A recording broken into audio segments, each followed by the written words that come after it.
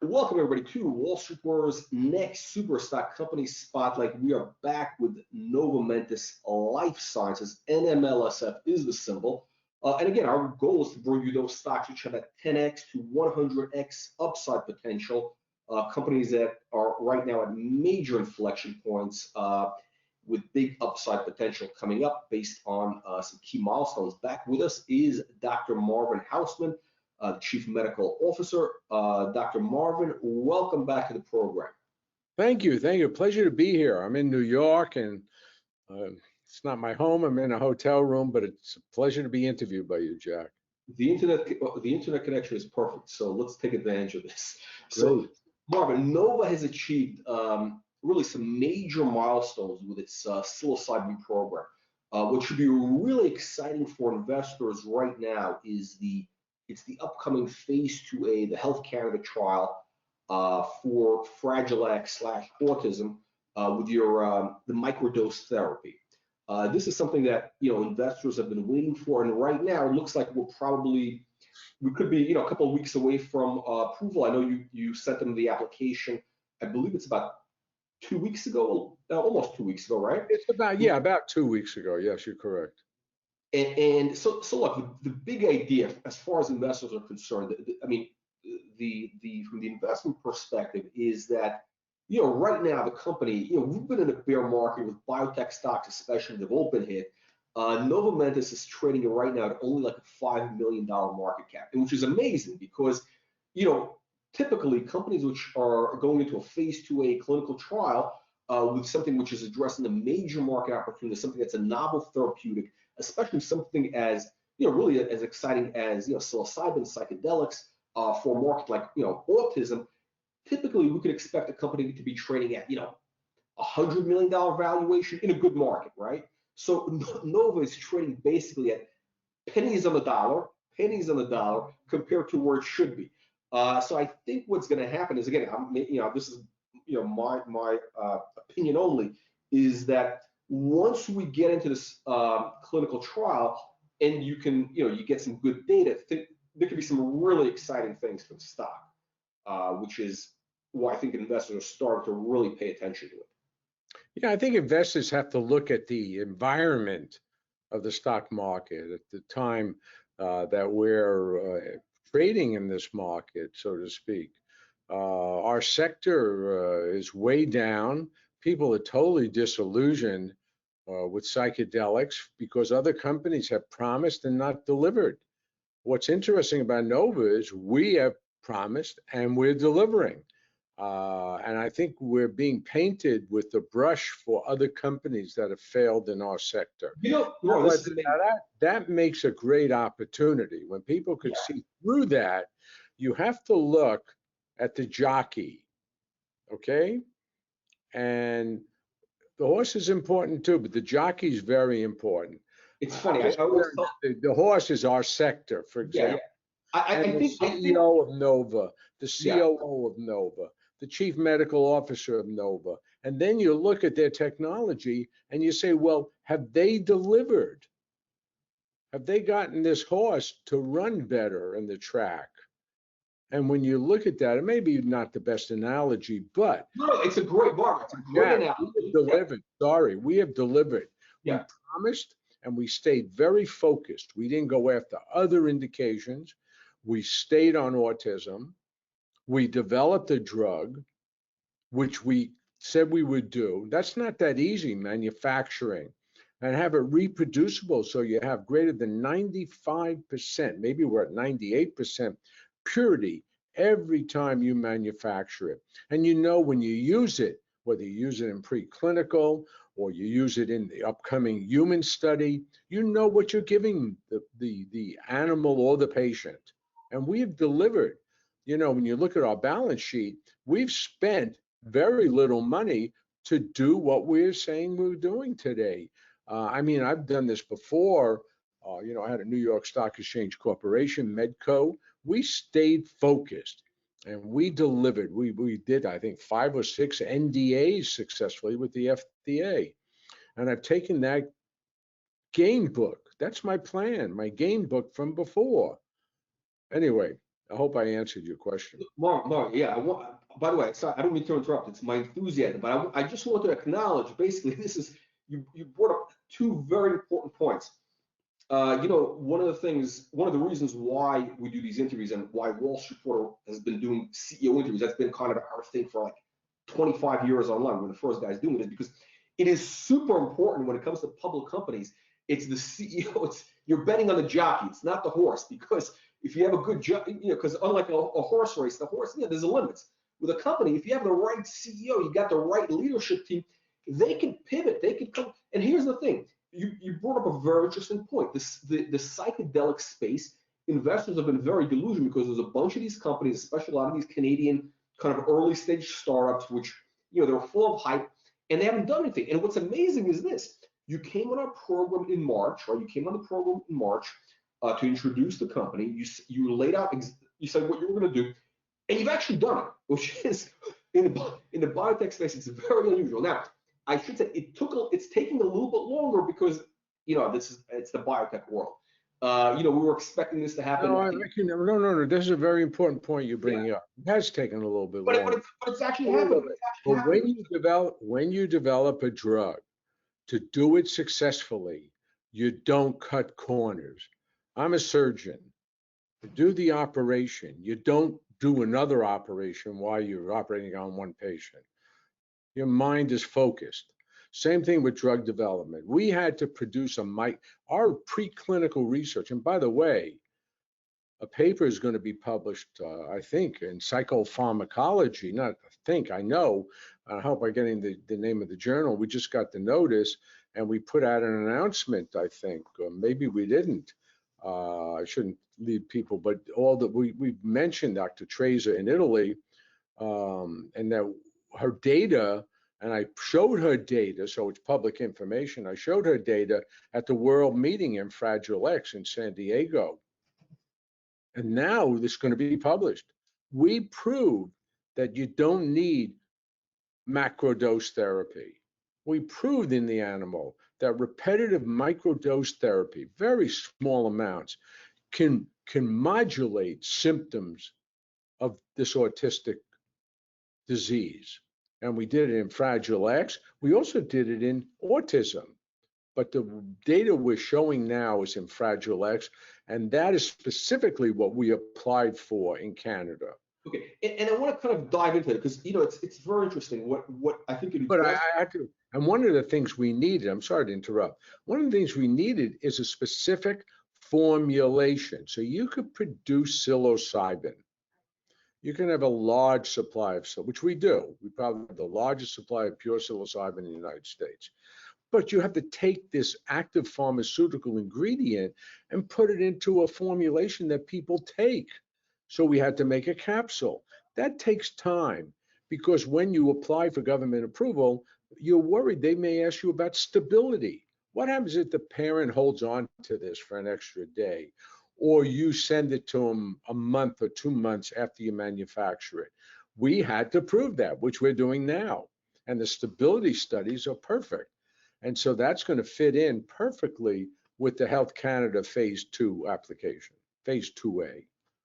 Yeah, I think it's very interesting because again, what investors really, I don't think they quite appreciate yet, because again, the stock has been under the radar, is that the fact is, I mean, you've actually done everything you said that you would do, which is, again, in the microcap space and biotech space, it's very unusual because it's the science. There's a lot of moving parts, right? And and again, you've done it on a very, very limited budget. I mean, this is a company that, look, there's companies in the space, which is pretty interesting, that they've raised hundreds of millions of dollars, and they don't even have, I don't know where they are with their clinical program. So by contrast, I mean, a lot of them, by the way, a lot of them have recently gone out of business or reverse split stock severely because they raised money at $5 a share. The stock goes to 5 cents. The next thing you know, they're reverse splitting at 100 to 1 or something, or 10 to 1, or 20 to 1. The key here is that the investors in this industry came in very early.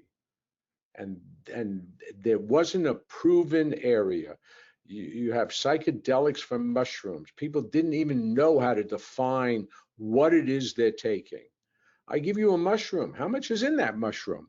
And what do? I say I have a lab that could tell me there's 0.25 milligrams of psilocybin in the mushroom. And next time I take, it's a food. You think every time it grows in the ground, it comes out with the same amount of psilocybin? Yeah. So it's interesting. Is this you bring up another interesting point? Is that again, it's one of these, if you want to call it a disruptive medical technology, whatever it is. These things, all investors, get very excited with anything. Whether it was the internet back in the 90s, whether it's now it was, I don't know, what's the latest, whatever the newest thing is, people get very excited. Stocks get way ahead of themselves, and then by the time the companies actually deliver, the stocks are all the way down. But what's interesting is, again, what I've noticed, and we talk about this on our program, is there's something that we call here the TenBagger window. Our Wall Street Reporter, we're famous for bringing investors these stocks which have that 10x to 100x upside. We've had a whole bunch of them. And what I've noticed is this, Marvin, you've seen this also, is anytime you look at these stocks which have these massive gains, it could be 1,000%, 5, whatever it is, 50x, you'll notice that most of the big gain happens in a very short period of time because the stocks are usually consolidate, and then all of a sudden within a 4 to maybe a 12-week window, the stock goes up 1,000%. And that's because the company, again, like right now, where Nova has been, you've been in the development stage. Maybe people got a little bit excited before.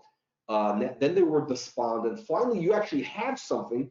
The stock is super undervalued. Again, that's my opinion. $5 million valuation going into a phase 2A trial. And then all of a sudden, you have this inflection point happening. And I think that if you start delivering some very good data, there is that real possibility where the stock gets repriced. Because let me ask you this: generally, a company with a biotech with a phase 2A trial, with some decent data with a major market, what are typical valuations? Is it 100 million, 50 million, 200 million? That's hard to put your hands around that. I mean, right now, look, you apply for a study. People don't know how to value us, which is a good time. Right. That's the opportunity because the market doesn't know.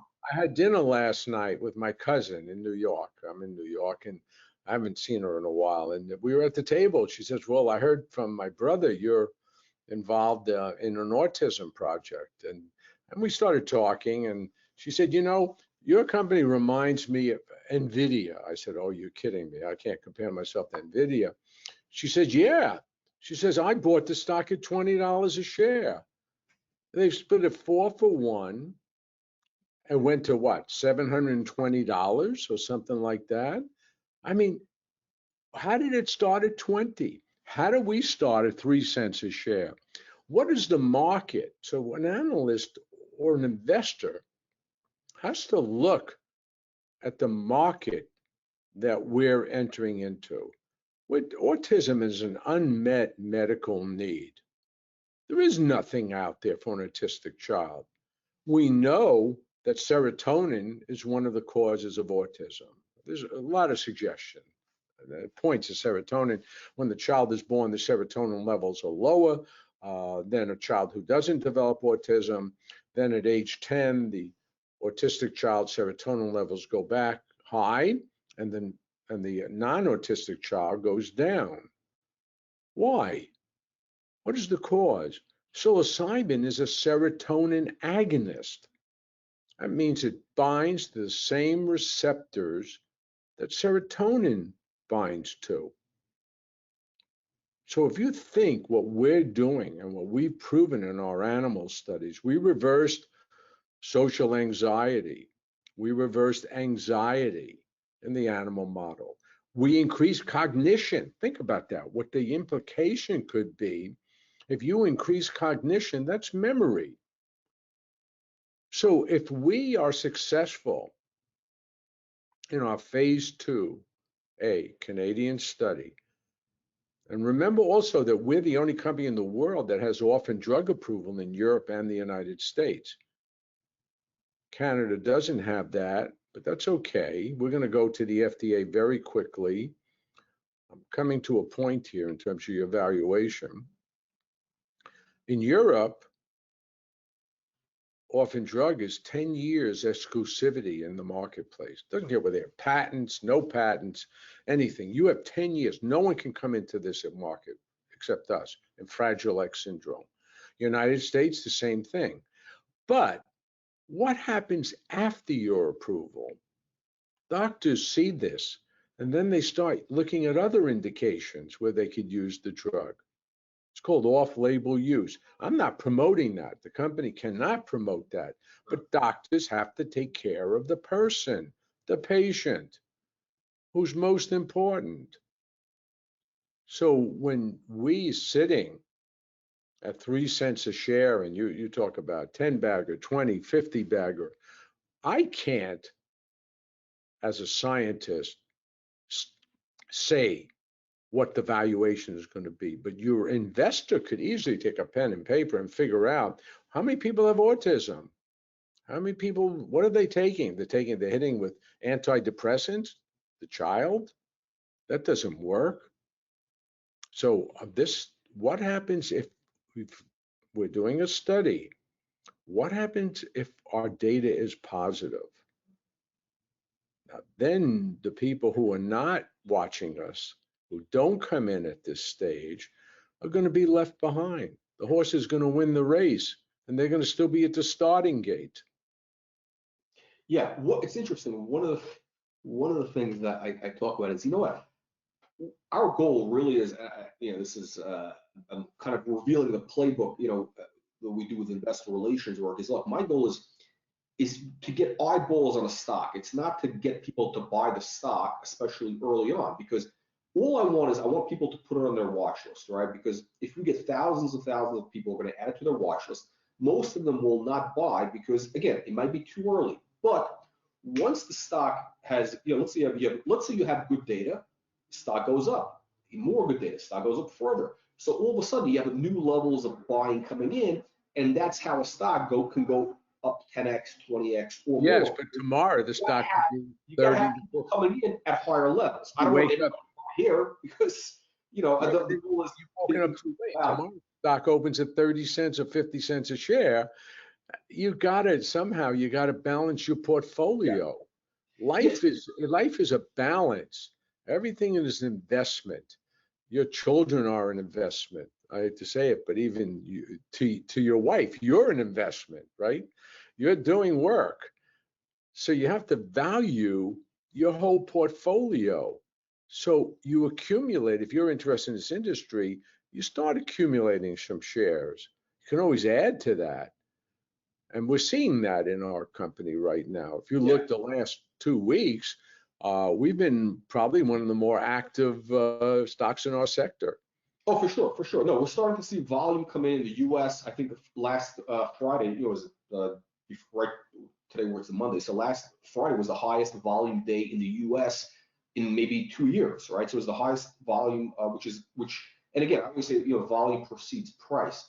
But I want to kind of get back to something which is very interesting. Again, what investors need to appreciate about Novo Mentis is that, unlike a lot of these startups in the biotech space, going after psilocybin therapeutics, you have a track record. You've done this multiple times where you've brought drugs to market.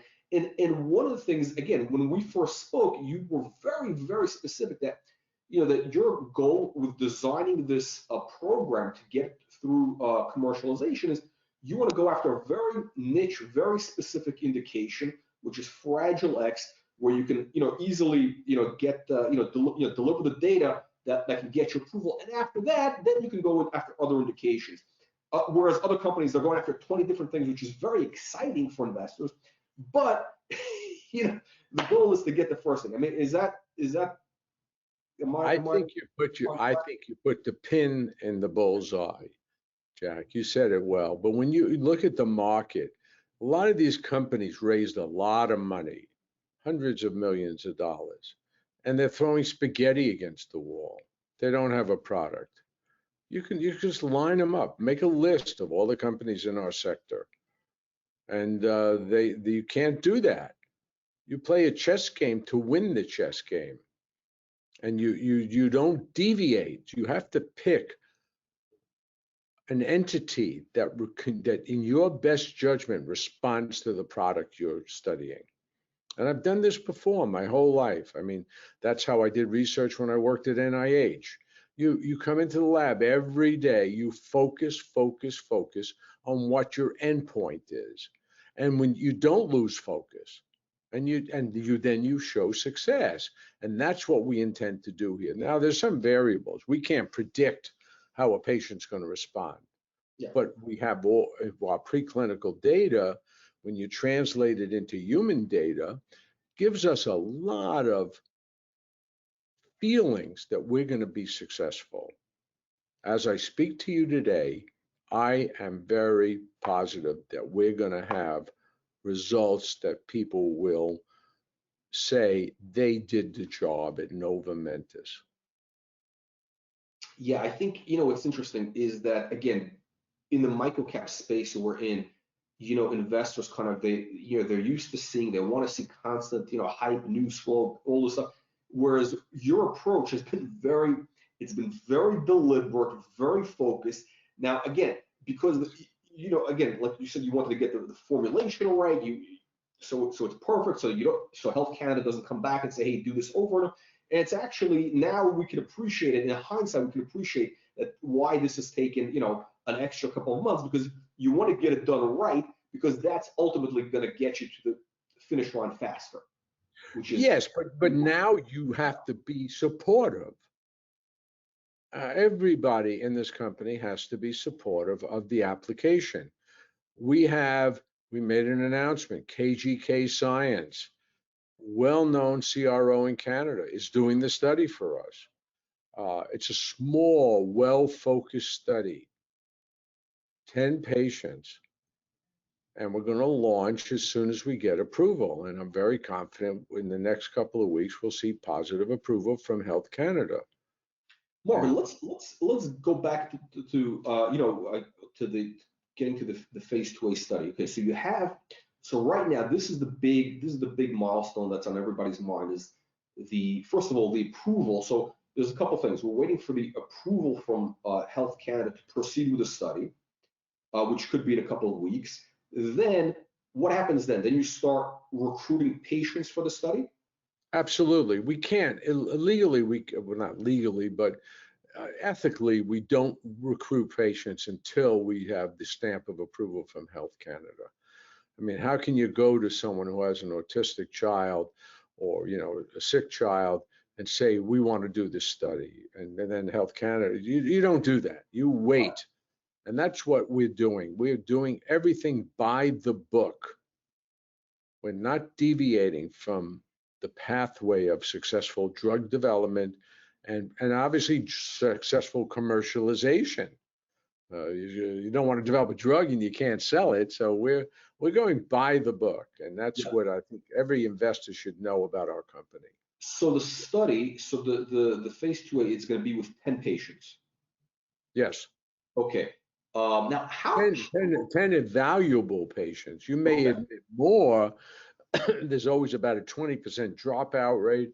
Excuse me. And you have to anticipate that. Okay. And how long do you think, just so people can, have an idea of milestones, how long do you think it'll take to recruit those patients? Why don't you re-interview me in January? All right, we'll get Health Canada approval. Then I can I go by the book. Okay. I'm a surgeon. When I go into the operating room, I plan several operations. Because you don't know when you open a patient what you're going to see. And you have to have several options. When you come back to me and we have Health Canada approval, then you can ask me that question, how we're recruiting patients. I can't answer it now. We know what we want to do. Okay. But I'm not going to make a statement that Health Canada says, why did you do that today? Right. Okay. Remember, I don't want to create this is a very important relationship. It involves trust. It involves institutional review board approval. All of that's ongoing in this study. That's ethical. Institutional Review Board is the ethical aspects of your study. What are you doing for that patient? Are you hurting that patient? Are you helping that patient? Remember, this is the child of someone in a family.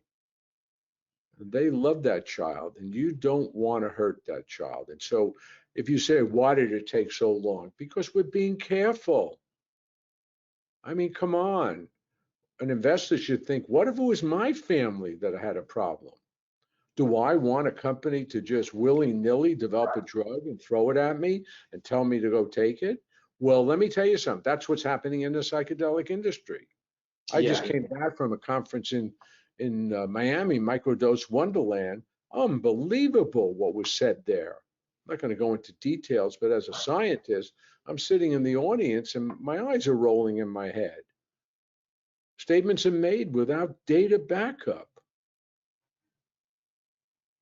So here's which again, this is the amazing thing is Nova Mentis, right now is probably, I mean, based on where you are right now, it's probably the most advanced company in the psychedelic space. And here we are with 5 million valuation, which is, I think, a great opportunity. If you had to, I mean, if you think about that, that's a very good point. I mean, who's in our space? Compass? If you had this, $10 a share. If you think about it, you look at our technology, and that's what an investor should do. Look at Compass. Compass is the leader in our space. What do they have, and what does Nova have? Put it on a piece of paper, balance it out, and say, this is what Compass has accomplished. This is what Nova is about to accomplish. Is there a balance between the two? I think there are a couple hundred. What are they? Look at other companies. Look, companies that fail, companies that are reverse splitting. The average investor can do that. And you said, I think the nearest company in valuation, I'm going over. But anyway, I think the nearest company in terms of technology is Compass to us. Yeah, and there are a couple hundred, what are they at? There are a couple hundred million plus, I believe. Which is, which to me, I'm thinking as an investor, not as a scientist or a doctor. I'm thinking, okay, the comps. I mean, it's an incredible disparity, which is the opportunity. Again, that's why I believe this thing could have a 20x potential upside, because if you're putting out this news about going to phase 2A 12 months ago, 18 months ago, the stock would be $1. If this news was coming out. Look at our NOL. Look at our published financial data. How much money did we spend in the last 3 years? I think we're now a phase 2A study and spent $2 million. I can't give exact. That's nothing in the pharmaceutical world. We should be given a lot of credit to be able to come to this point in time, develop a drug, formulation, API, active pharmaceutical ingredient, get a license to import it into Canada, get a license from Health Canada to receive the product, then make a relationship with Toronto Institute of Pharmaceutical Technology, develop now a 1.5 milligram capsule that's reproducible in terms of purity, has stability, and we did this with only 2 million. I just looked up Compass Pathways. It's actually more. It's about a $400 million valuation, which is a massive. I mean, like if you compare the two companies, I mean, I don't know. It's a very big disparity. I don't, it's an amazing opportunity. I don't know. I don't look at them every day, but look at the technology. They're using, I think, macrodose therapy and depression from cancer. I think you can correct me if I'm wrong. We're using microdose therapy. Are we going to hit a home run before them? I don't know. Yeah. So, and again, okay. So two things. You bring up a couple of very important things which I want to go back to, which is the idea is, and again, I know you're very focused on the Fragile X, getting this program, getting it to commercialization. But once, again, the resources are limited, and again, the company, you guys have been very good stewards of the company's resources to keep it very focused. But let's say you get very close to commercialization or at the commercialization. The idea is you can have, potentially, off-label use, label expansion. That's really the upside, because this microdose therapeutic can be used not just for Fragile X, but then autism and other neurological disorders. I think you mentioned. That's when the valuation really comes in, Jack. I mean, yeah, I've done this before. I'm sorry to interrupt. Yeah. This is when the valuation comes in. So now you have data, you have a response, and you have a treatment response. Remember, we're a small company. What is this small company worth to the bigger companies? If you look at the biggest pharmaceutical companies, and I've done this before, their technology is acquired from other companies. If you look at or Gilead, or you look at Pfizer, or just start looking at what they're doing. I mean, the small, hungry biotech companies are the creators in the pharmaceutical industry. The big boys sit back, and then they say, whoa, did I miss something here? Now, where the valuation might come in, this I'm talking from experience, is when the government starts saying psychedelics work. They should be not a Schedule 1 drug, but a Schedule 3 drug. Big Pharma then says, oh my God, we're going to miss. Just look at the baseball industry now, how they, after the season, how they start looking at players who are out of their contract, free agents. That's how they build the next World Series champion. We're a free agent. No one knows us, except they'll recognize us as soon as we have good data, and as soon as there's a lowering of the hurdle for the psychedelic approval. Then you really have your valuation. The other aspect is marketing. We have to now find what companies we want to deal with, because if we have good data, which company is our best partner in marketing the psychedelic? Yeah. We're not a marketing company. We're not Pfizer or Merck. We're going to need a sales force. Realistically, so this is where your interesting future comes from, where investors have to start thinking, if I'm investing in company X, how are they going to commercialize that product? Realistically speaking, though, I think, the idea would be at some point, I'm assuming, again, maybe I'm speaking out of school, but generally, is the idea for Nova, I mean, kind of is the game plan, okay, let's push the ball as far as we can.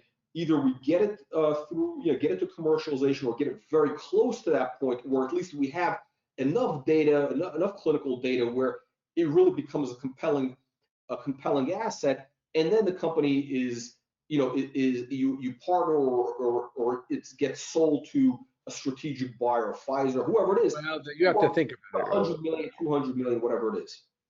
Do you think we're sitting back and waiting? Yeah. Did you think about that? I mean, don't you think we know the game? Right. Maybe, whoa, maybe we're dating.